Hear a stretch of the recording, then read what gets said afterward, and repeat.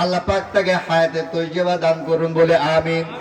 এই জাতির কল্যাণের জন্য ওমরের মতন শাসক হিসেবে কবুল করুন বলে আমিন।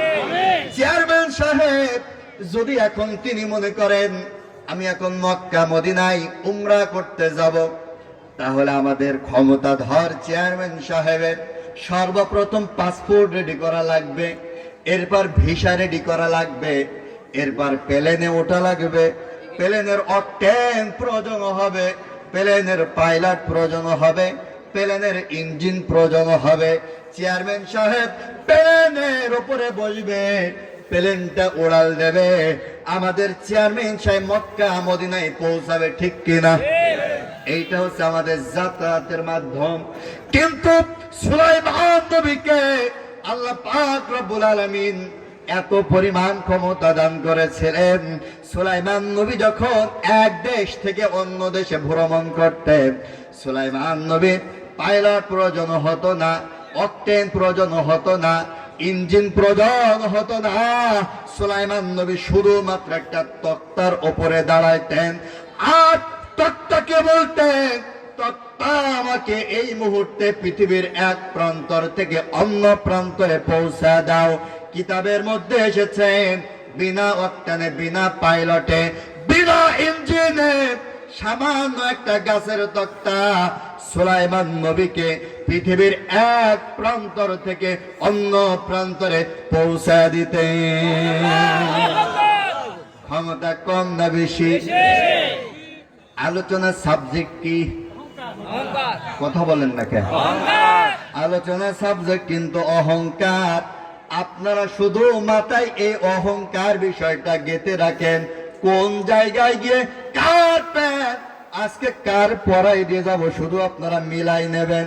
পয়গম্বর সুলাইমান নবী যখন গোটা পৃথিবীর বাদশা, তিনি তখন বিবাহ করেন নাই, তিনি ছিলেন অবিবাহিত যুবক। পয়গম্বর সুলাইমান নবী বললেন, আমার মন্ত্রী পরিষদ বর্গ, আমি বাদশাহ সুলাইমান বিয়ে করতে চাই, তোমরা আমার জন্য একটা মেয়ে খোঁজা শুরু করো।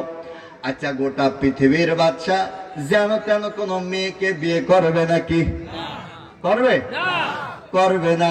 মন্ত্রী পরিষদ বর্গ বললেন, বাদশা সুলাইমান আপনি বিয়ে করবেন, মেয়ের কোয়ালিটি কেমন হবে, মেয়ের বৈশিষ্ট্য কেমন হবে জানতে চাই। পয়গম্বর সুলাইমান নবী বললেন, যেই মেয়ের মধ্যে 5টা কোয়ালিটি থাকবে, 5টা গুণ থাকবে, 5টা বৈশিষ্ট্য তো থাকবে, আমি বাদশাহ সুলাইমান ওই মেয়েকে স্ত্রী হিসাবে কবুল করে নেব। জোরে বলেন কয় গুণ? আরো জোরে। জোর হলো না। সুলাইমান নবী বললেন, মেয়েটা রূপবতী হওয়া লাগবে, মেয়েটা গুণবতী হওয়া লাগবে, মেয়েটা চরিত্রবান হওয়া লাগবে, মেয়েটা পদ্মাশিলিনী হওয়া লাগবে, মেয়েটা উচ্চ বংশীয় হওয়া লাগবে। কয়টা?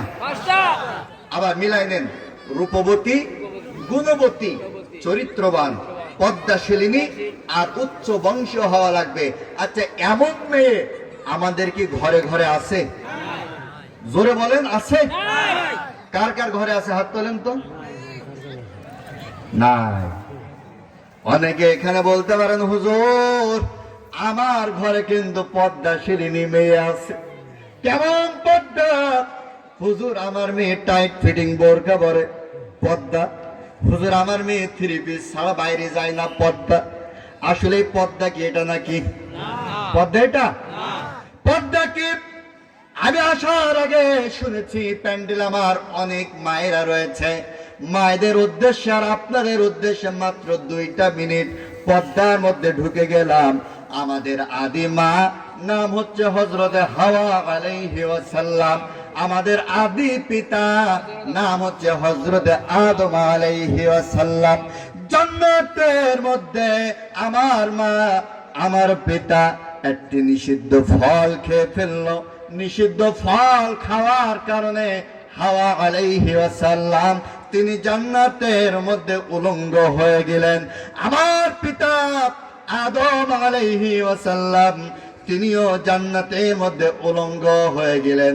আমার মা হাওয়া আলাইহি ওয়াসাল্লাম, আমার পিতা আদম আলাইহি ওয়াসাল্লাম উলঙ্গ হয়ে যাওয়ার পর লজ্জা স্থানকে আবৃত করবার জন্য জান্নাতের মধ্যে তারা দৌড়াদৌড়ি শুরু করে দিলেন। দৌড়াতে দৌড়াতে তারা একটা গাছের কাছে দাঁড়াইলেন। বড় বড় গাছের পাতা। হাওয়া আলাইহি ওয়াসাল্লাম 5টা পাতা ছিঁড়লেন। 5টা পাতা দিয়ে নিজের লজ্জা স্থানকে আবৃত করলেন। কয়টা পাতা দিয়ে? আরো জোরে বলেন। হাওয়া আলাইহি ওয়াসাল্লাম 5টা পাতা দিয়ে তিনি লজ্জা স্থানকে আবৃত করেছিলেন। এই জন্য নারী জাতি যখন মারা যায়, নারী জাতির কাফনের কাপড় কিন্তু 5 পিস হয়। কয় পিস? এই তথ্যগুলো মনে রাখবেন, মনোযোগ সহকারে শুনবেন।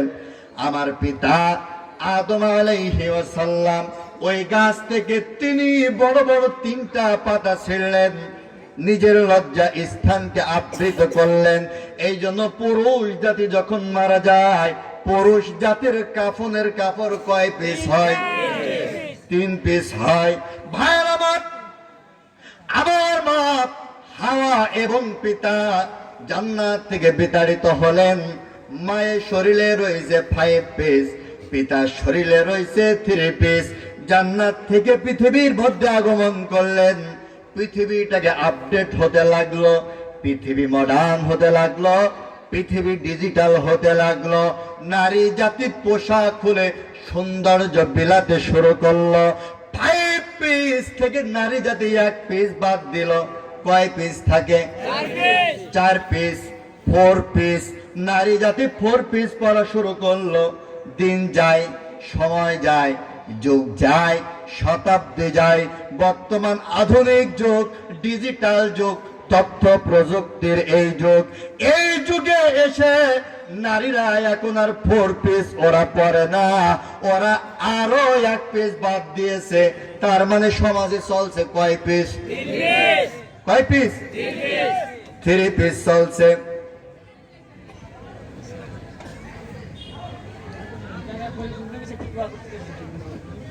সমাজে চলছে কয় পিস? 3 পিস। শহরে, নগরে, গ্রামে, হাটে, ঘাটে, বাজারে, সব জায়গায় 3 পিস আর 3 পিস আর 3 পিস চলছে। ভাইরা আমার, আমি আপনাদের সামনে আলোচনা করতে বসেছি। আমি কিন্তু শুধু মাদ্রাসায় পড়া হুজুর না, আমি কিন্তু ইউনিভার্সিটিতে মাস্টার্স কমপ্লিট করা হুজুর।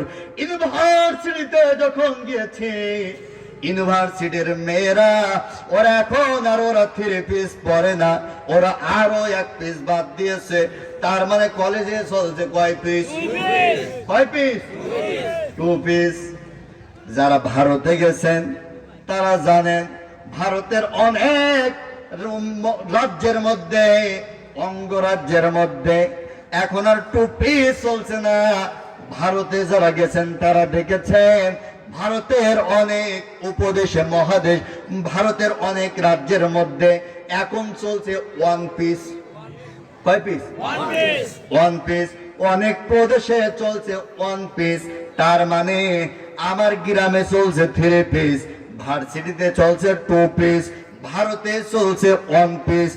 1 পিস পৃথিবীর থেকে যদি বিদায় নেয়, ঈমান নিয়ে বাঁচা বড় দায় হয়ে যাবে। ঠিক কিনা?